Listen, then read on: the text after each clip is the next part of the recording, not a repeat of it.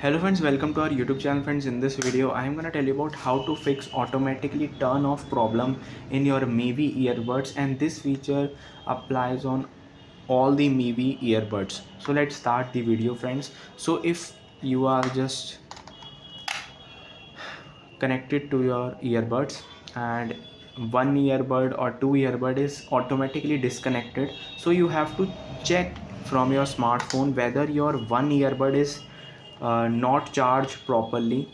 If it is has 20% battery or 10% battery and another earbud has 90% battery, so you have to charge both of the earbuds equally and charge at least 2 hours for your case battery also and your earbud battery. So this will fix your problem, or you can just do a reset.